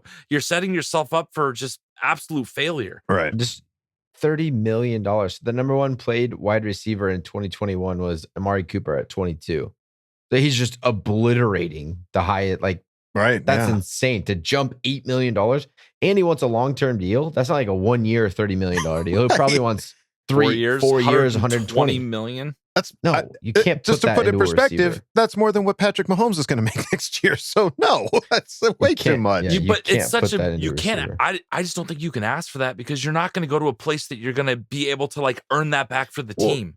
You can unless you have ask some for rookie stud. Right. Yeah, you can ask for it, but Sure. yeah, you're going to go to Jacksonville. Is that where you So want to have spend the rest fun. of your life? Sounds awesome. Yeah. Good luck. Good luck with that. All right. Well, again, Danny, thank you for reaching out to Chris Rumpf. That was very sweet of you to do that. And Appreciate it, brother. We'll keep you updated if it ends up happening, because next Bolt Insight may or may not be Chris Rumpf. But we definitely do have a player next week. So ooh, well, there you go. I'll get ready. Tasty. Fourth down army.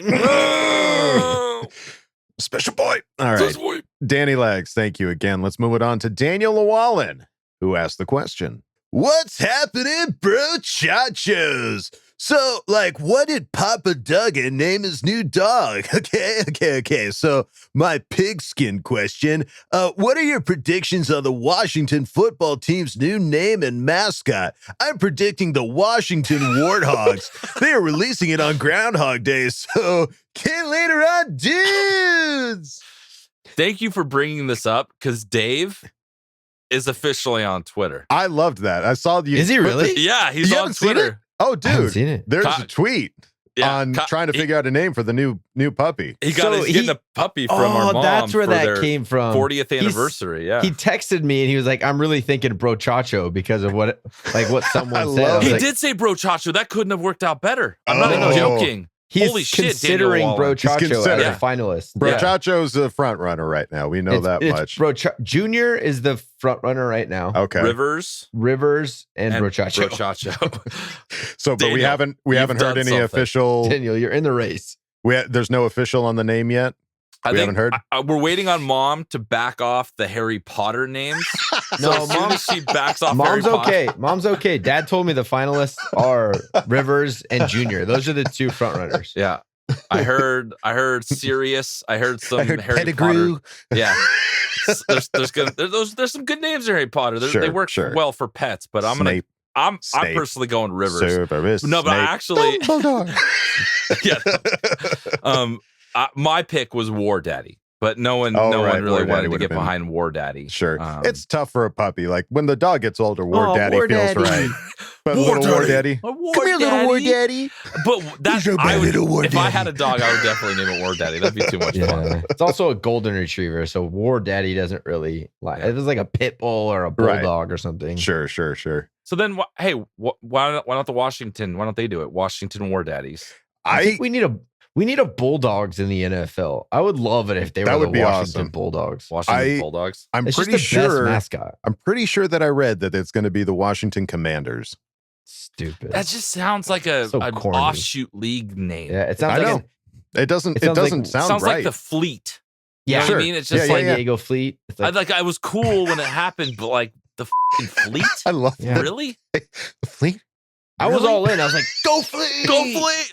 But now looking back 3 years, it's like, that's such a weird name. Yeah.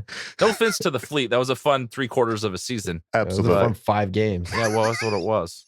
But the Commanders, it's just stupid. I think Sorry, the that's Commanders really is dumb. what it'll officially be. I like the Warthogs way better. I think that would have been a fun mascot. Like the Commander's just going to be some dude. And that's it. Like I want an animal. I need a warthog on the sideline or a war Horny daddy. ram. Yeah. The Washington legislations. Something fancy. The Washington businessmen. bullshit. Yeah. The Washington litigators. Let's go. Washington elite. You were coming. You were coming. All right. Well, thank you, Daniel Llewellyn, for asking the question. Let's move on now to Gavin Gibson, who asked the question. Shoot! You guys have me in stitches with your new overtime ideas with rock, paper, scissors. My question is, if you could add any game to the Pro Bowl, what would it be? Would it be one to show off someone's skills or one for fun? Also, let's all take a minute to just enjoy the fact we won't have mini Kermit twerking at halftime in the Super Bowl. Not going to like either of the winners getting it this year, but at least it's not going to those Muppets. Bolt up. K-Love you. Bye. I have a game that I would love to see played. Checkers? No, Extreme Red Rover. checkers. Red Rover. Red Rover. How good Send would that Justin be? on over. Yes. Red Rover. You got to Red break Rover, through send arms. Aaron Donald on over. That would be so intense. Hold. Yo, if he's coming, I'm letting go. You can have it, dude. You win. Dude, there'd be so many broken forearms if that game was instituted. But yes, Or capture the flag would be really fun. Capture the flag would be fun. Tug pie of eating war. contest for sure. Oh, hot food dogs, eating. That would some be kind good, of yeah. food, and because you got to give the offensive lineman a chance. Sure. None of these, Right. none of these are really favoring the offensive lineman. Red Rover? Yeah, That would be all O-line. Yeah, you'd want an O-line on your team. So Red how about Rover. a combo? How about they have to eat a whole pie, put their head on a stick, spin around 10 times, then Red Vomit Rover. everywhere. Yeah. Yeah.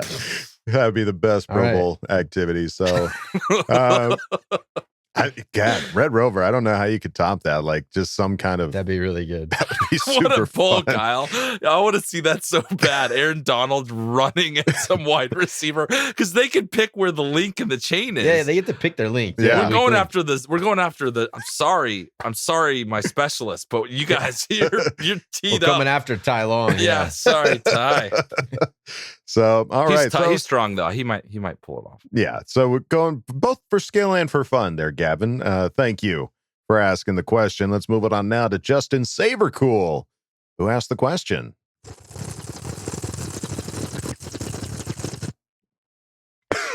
Sup, dudes?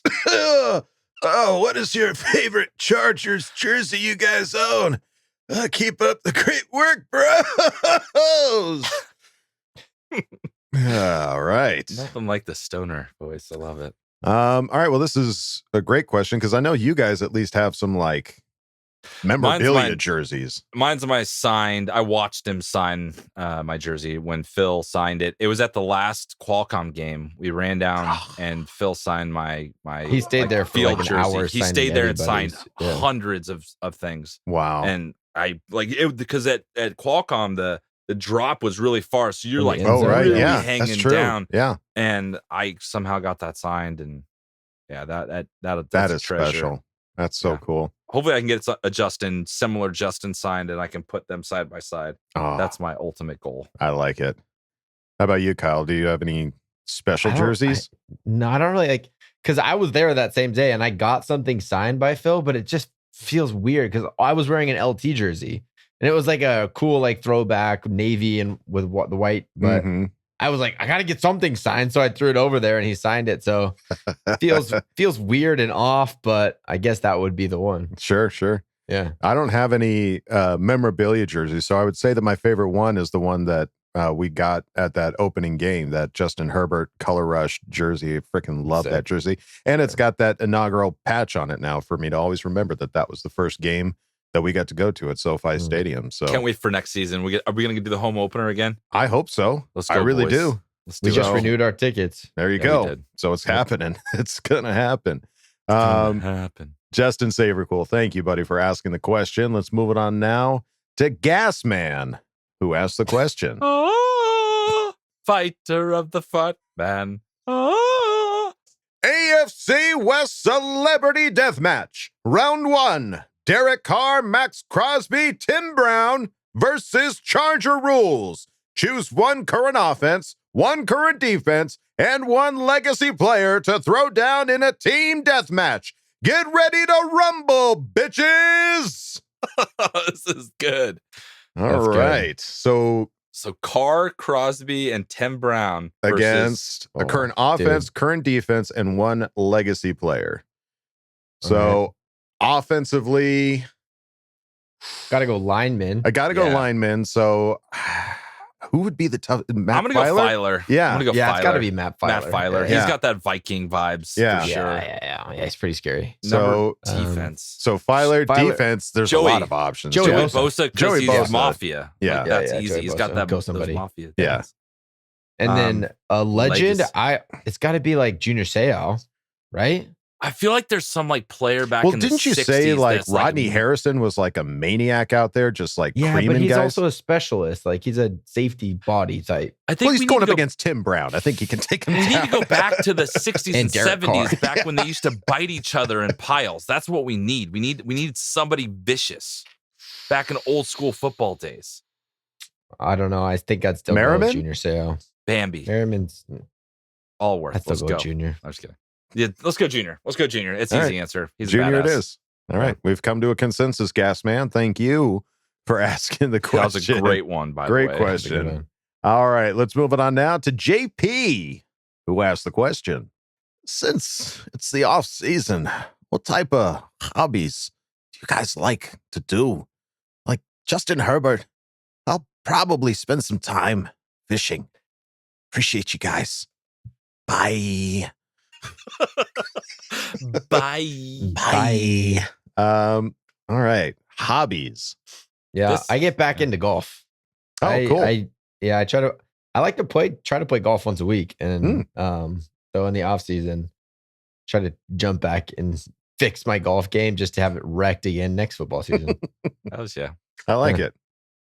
What about you, Bulldog? I'm a boring guy. I don't have a lot of hobbies. I probably get back into like movie watching and like catch up on stuff that I didn't get a chance to see. It's award season, for Pete's sake. It's time to find out all the award-winning movies that I haven't had a chance to watch yet.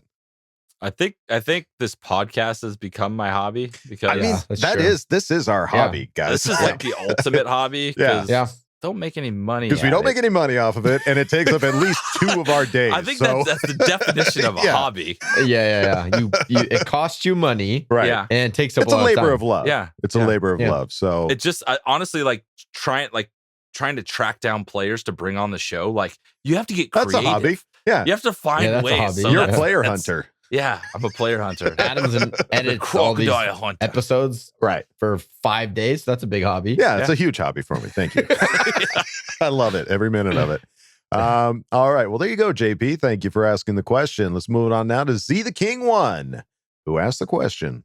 Is there something you think either our coaching staff, front office, or players can learn from or take away from watching the amazing games that have been going on this postseason? Baby, anything we can implement to put us in the Super Bowl next year? Defense wins Defense. championships. Yeah, We're all pretty much what we've come to find. defense wins championships, and it pays to have a good kicker to freaking put some of these games away. How about that Bengals rookie? That's what I'm Just saying. Evan absolute McPherson is Bengals. out of his mind. Like, God, he the doesn't guy miss. he's like 12 for 12 in the postseason right now, which is the most by any kicker that's had that many kicks. Like, wow. Like, obviously, a kicker, you need to have a good kicker. You have to have a good kicker. And I think we have one. I think we do too. Yeah. Could be better, but I think he's a good one. I think he's fantastic. I'll take him. Yeah, I'll take him all day long. So, all right. Well, there you go. See the King one, short and sweet. That's how we like it here. Yeah. All right. Let's move it on now to Fat cooter meat.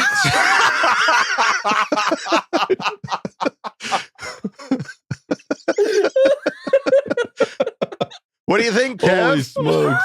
Think we've had him on before? Think he's an old That name? is certified stain. Oh my god! Holy I'm smokes. blushing after That is that so one. bold. Is this a one day? This has got to be like A his burner burner account. account. Yeah. This is Reddit at its finest. Yeah, no, this is absolutely Reddit. So Oh my god! it's taken on over Depths of the internet. to Oh. FCM, who asked the question.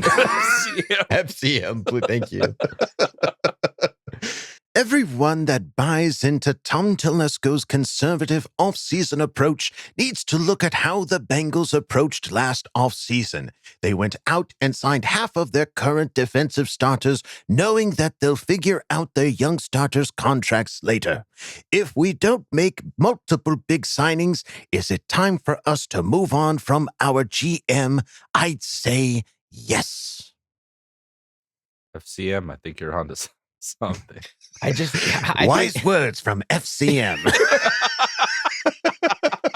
Yeah, interesting voice choice too. For I wanted it to be something Very- elegant. Yeah, to very offset. elegant.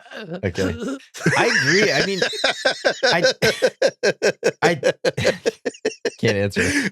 I'm listening. We're all listening. That's Kev, you okay?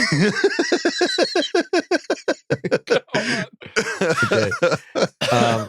I think forever, and even I was listening to the Bears' new GM talk about how we're going to build our team through the draft. Right. Like, I love the idea, and it Sure. makes sense financially, but it just doesn't work. Like Right. I don't see it being consistent anymore. Like that's how you build a dynasty where you win for 10 years. Sure. Yeah. But like teams aren't doing that anymore. Mhm. Look at the Bucs. They went out and got Tom Brady, won a Super Bowl, got another 12-win season. Now he's done, and they're just like, okay, well, here we go. Let's try to rebuild it now. Right. You know, like it's just what happens. You win a Super Bowl, and then you're gonna have to rebuild. It's not a we're gonna win 5 in the next decade type of thing. It doesn't feel like that anymore. It feels like if you want to win, you gotta go win. You gotta Right. go bring in all the best players and make it happen for that 1 or 2 years. Right. Teams aren't willing to gamble on a future of a rookie player, filling into their position. It now seems to be a lot more Well- like building with players that can perform. Well, I don't know. I think that that plan can still work. There's It just not a lot of can, but there's not it's a a lot of gamble. organizations. No. It's organizations and coaches don't want that. If a coach has 3 years of losing seasons because they're building through the draft, they're fired. If a GM nowadays has 3 years of losing seasons, I'm building through the draft. Ownership doesn't care. You're fired. So it's just like that idea, except for within the Chargers, which we give our GMs 10 years a pop, no matter what. They sign 10-year contracts. Right. Yeah. If you don't win, you're fired. Mhm. You don't get to make one playoff appearance in 8 years and keep your job. That's not how the NFL works anymore. So Mhm. that's why I think a lot of these GMs have moved towards I'm going to spend as much money as I can to bring in a Super Bowl Mhm. because that's my resume for my next stop. Well, Interesting way to look at it. with the Chargers going into the offseason having one of the most, if not the most, in cap space to spend, this is his moment. This is his opportunity to try to make Yep. something happen. If Gotta that make is some the smart case, moves. yeah. Yep. All right. Well, FCM, thank you for asking the question. We really appreciate you coming on and asking these tough questions. It's awesome. Fresh faces, fresh names. That's right. Let's move it on now to an old name, Unanimous, who asked the question. Looking at the GMs in the championship games, Telesco's style does not fit. 10 years of very little success. No faith in him to build a championship team. With the wild AFCs this year, he has made 0 moves to bolster our run-D before the deadline. Just sat on his hands. Casey traded for Ingram and he bowled for them. But Telesco attempted nothing. And now it's year 3 of Herbert's deal. Don't trust Telesco at all. My question, when are you guys ready to finally move on? Okay, love you, bye. Nothing.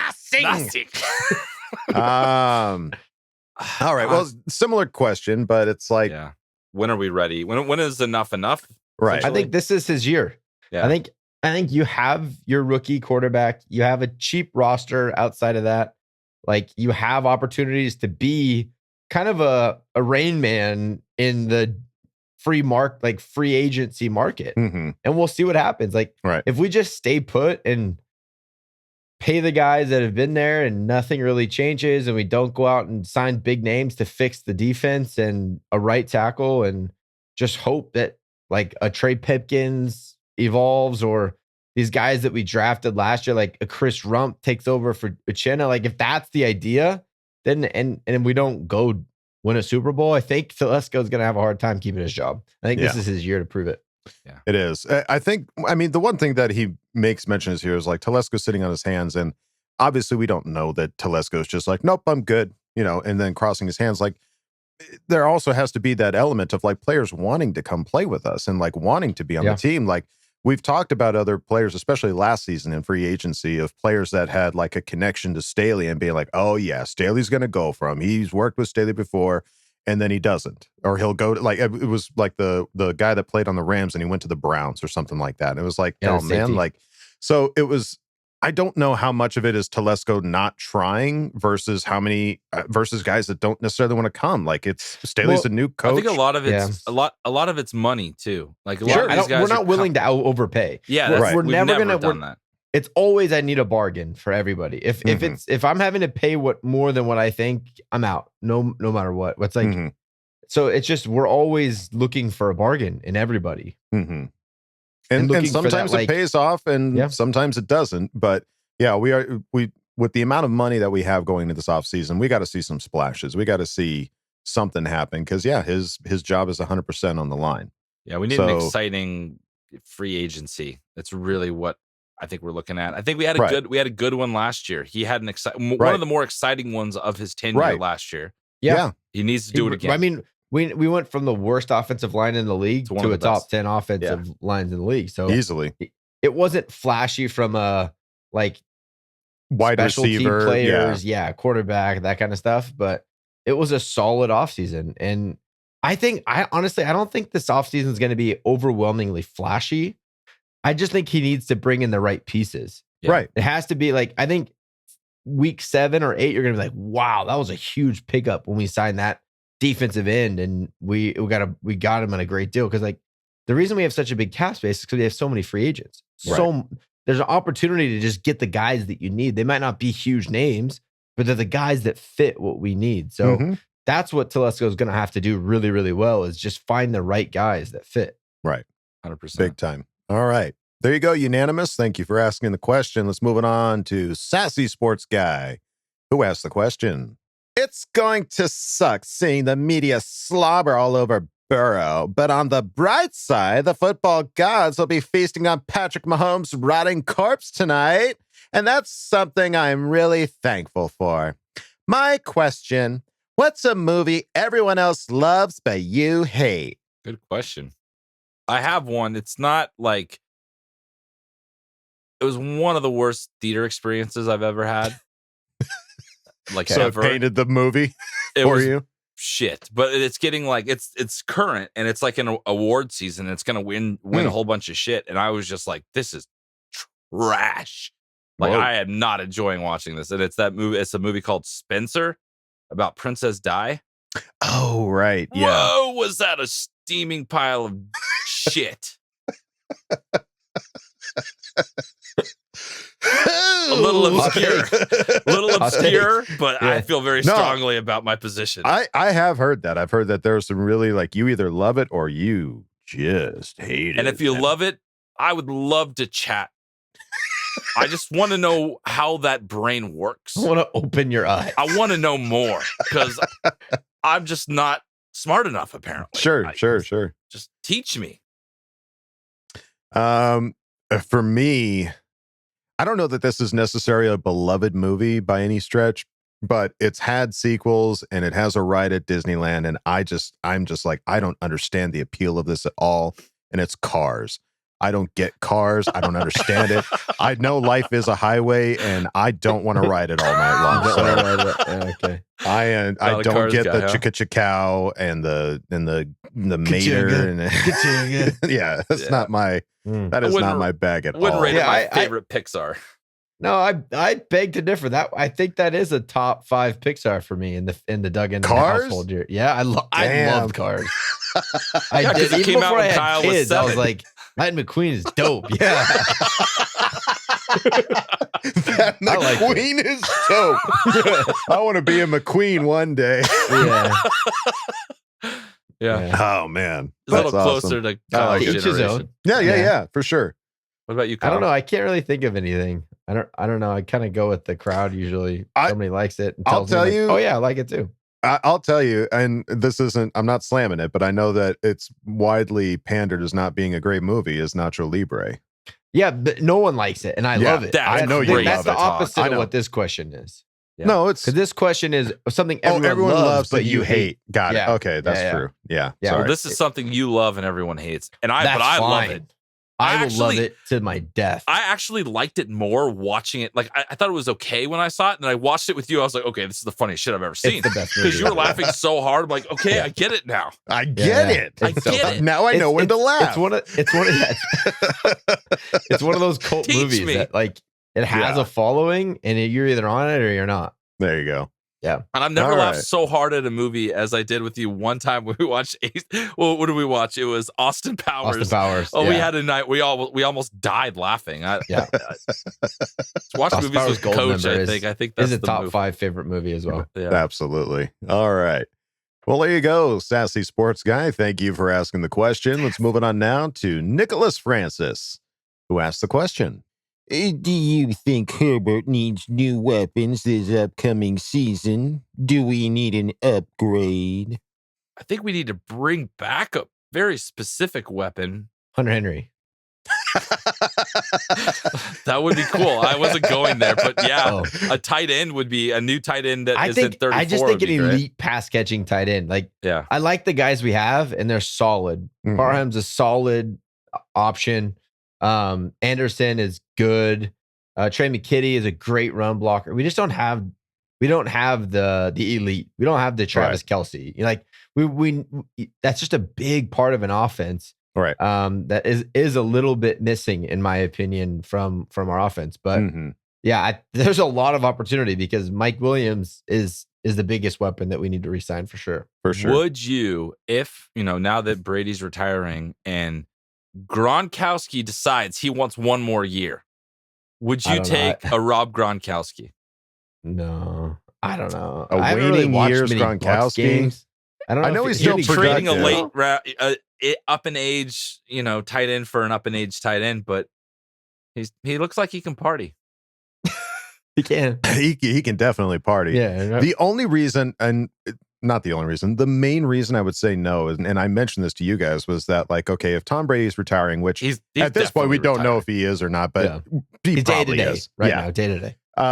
Chances are Gronkowski's going to retire too, and I need Gronkowski to retire because he is the closest one to potentially beating Antonio Gates' touchdown record, and I just do not want that to happen, even if it's with the Chargers. So, what if he came there and beat the record with the Chargers? That's not happening. No, go ahead and retire. You guys can just right off into the sunset. Cake stand your way into the sunset. Go do your cruises, your party cruises that you started throwing. Go have fun. Go have fun. Bye. Bye. Yeah. Bye. The one guy or the type of player that we've talked about needing on this team that we don't have is that yak player. Tyreek Hill type. Yeah. The throw it for 5, run it for 20 type player. Explosive personality. Yeah.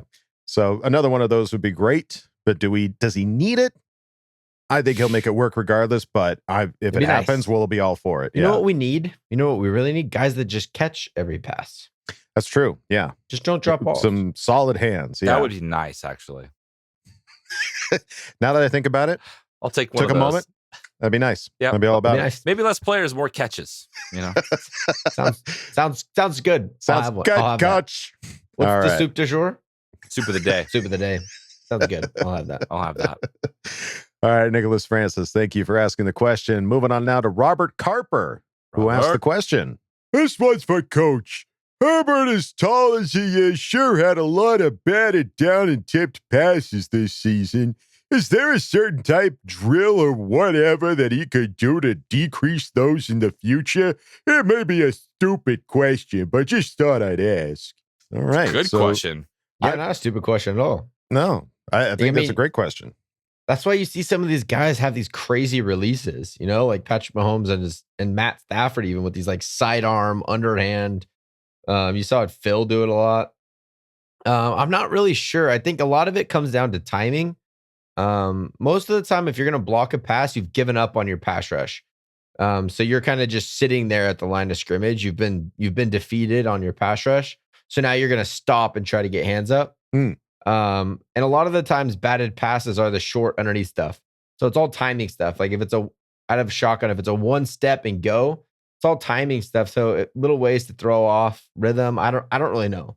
I don't understand how a 6'6" quarterback is getting anything batted down, but yeah, I hope Shane Day has a couple drills for him. I'm sure he does. And yeah, and I'm sure that they're aware of it. And yeah, I think that's a great question though, Robert. Thank you for asking the question. Let's move it on now to Scott from OC. Scotty. Who asked the question? Welp, my worst case scenario just happened. Super Bowl 56.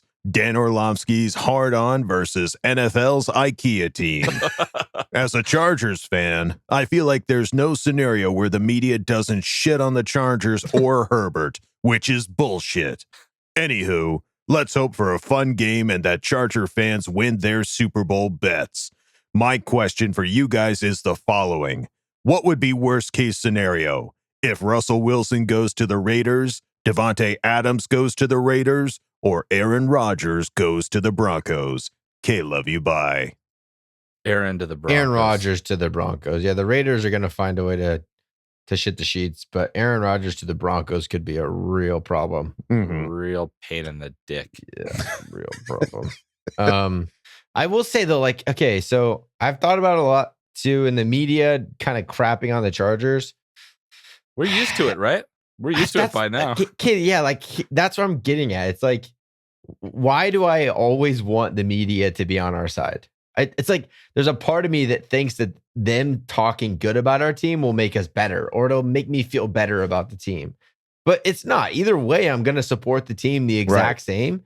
And Kyle, we almost perform better when we're underdogs. Kyle, it's called positive reinforcement. Okay, I know I didn't play the game, but I want to be reinforced with positivity. I know that, and I get it. I want it too. But Kyle. At the end of the day, it's like gives a frick if these guys on Good Morning Football care about our football team. Like it's not going to change anything. No, it won't. I think as fans, it's a way to kind of legitimize your fandom, because some people will ask the question, like, why the fuck are you a Charger fan? Like, what is wrong with you? Like, are you just a glutton for punishment? And if you get, somebody saying nice things about the team on the TV, then it's like, hey, everybody, did you all hear this? I'm going to repost this. Yeah. Colin Cowherd. Yeah. Give it to him. Like, it's just like, it really isn't. Getting the media to talk about your team is just them looking for a storyline. And honestly, like when they do talk about us, sometimes it feels a little overhyped. So, well, yeah, and we know how stupid the media is. Like, so who gives a crap if they like your team, because they don't know what they're talking about anyways. Exactly. They still, every time they talk, it's about how few Charger fans there are and blah, blah, blah, blah, blah, I was just about to we say know that, is false. Like after that last SoFi home game, like and not hearing anything about it, I think that narrative is just they've like earmarked it for us. No matter what happens, that will just be our narrative. We don't have, and enough it just fans. proves how stupid the media is. So why do I care if they say good things about my team? There you go. Go enjoy slobbing on the knob and IKEA. Well, I don't get the joke. I don't get the NFL's IKEA team. Because they picked up a lot of guys in the offseason, so it's a lot of acclimated or accumulated players. Oh, okay. So it's a lot I of think little that's pieces, the idea behind and it. it takes a long time to put together. And there's some, but in the end, German it doesn't last very in there. long. It really doesn't last very long. Doesn't last very Short-term long. contract. There you go. I think that's where he was going with that. All right, Scott from OC. Smart, Scott. Thank you. Yeah, you've outsmarted us yet again. He's tall. Thank you for asking the question. Let's move it on now to Philip Mousseau, who asked the question. How do you think the AFC West looks next year? New coaches in Denver and Las Vegas. Will the Broncos defense be the same with a new coach? How do you think the Raiders will look under McDaniels? Yay! McDaniels really likes going to the AFC West, huh? I guess. Failed stint as a Bronco, and now he's hopefully going to. Oh, you know what we never talked about? Jim Caldwell denying an interview for the Raiders job. Yeah. I love Jim Caldwell.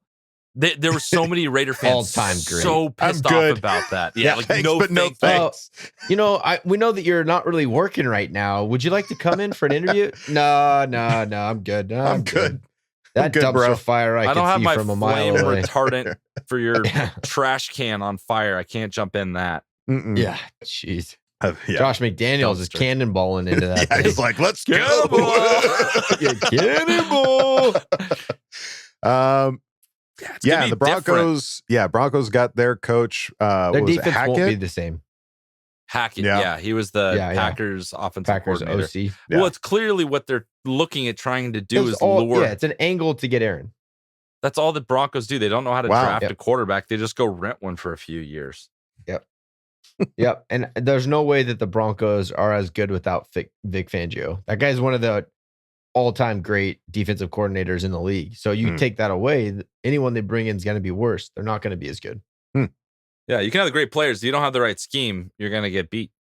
And it's probably going to be a new scheme. And then it's what we saw this year, filling it out and getting the right personnel to make that work.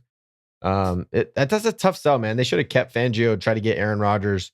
Because Aaron Rodgers is the OC. He's not going to listen to anyone. We know that that's the case. Like, he doesn't care about his coaching. He doesn't care about anything. He's going to go out there and do what he wants. So keep Fangio, keep your defense top 5 in the league, and bring in the quarterback that you need. Well, and they keep saying how like the offensive coordinator is like they were like best friends and all chummy, but he's only been there for a couple years. And if I remember correctly, Aaron Rodgers has been talking a lot of shit the last couple of years. Like when you go somewhere and you have a bad time and you're with certain people, you might associate that bad time with certain people. It's just a thought, I don't know. I don't want to see him as a Bronco. I don't want to. I would not want to be Aaron Rodgers' coach. No way. No, not at this point in his career. No. All right. Well, there you go. Philip Mousseau, thank you for asking the question. Hey, maybe Aaron Rodgers will get a head coaching job. Oh, that would be head hilarious. coach, quarterback, GM. That's probably what he wants, right? Like slap shot. Yeah. What if Jacksonville gives him head coach, GM, and starting quarterback? That'd be intense. It's so crazy, it just might work. All right. Philip Mousseau, thank you for asking the question. And we go out of Ask Boltfam with Jeebs. The Diaz Island. Who asked the question? 999. 999. 1,000. Oh, hey, stupid, puny Americans. I'm just finishing my warm-up. 1,000 bolt squats or whatever they're called. I learned it in Thunder Alley and the mighty beer bong. I love American activities. Well, some. Those Raider shits are not so good. Do you think they realize when they name their stadium the Death Star that thing blows up twice? Idiots anyway. How's that puny rival of mine? What? He couldn't handle Tuesdays, huh? I will crush him. Anywho, what's new with you guys? Anything exciting going on in your lives besides reveling in the sorrows of Chiefs' tears? Ha ha, f***ing losers. How beautiful was it to see that ending? Especially with how Mahomes shrugged off his jacket with all the cockiness in the world saying, game over. What a shithead, like, down, you simple bitch. So now, to our question of the week. Sorry for this one, stupid Americans. You could pick either Rivers or Herbert to be your best friend, but the catch is whoever you don't pick hates you with all their soul. Tell Craig I will crush him. Dos Vidania, bitches. Oh, yeah. And the Raiders. Love you, bye, stupid Americans. Throwing some shade at our boy Craig. Yeah. Hey, well, this is Chiefs, Craig's Craig. old This ain't me. I'm just reading rival. the script. Yeah. He listed as Craig's Russian rival makes a return. So But he is on Fridays. If you don't always listen to Fridays, make sure you listen to Fridays because that's where the Craig experience. Because that's where the Craig temporarily. experience is for right now, and he's Craig is awesome. He just dropped. He's added so a lot much of value to our Friday. Oh my episode. God, yeah, he's legitimizing our going up podcast. Friday. Yeah. Okay, I love this. I love and I hate this question at the same time.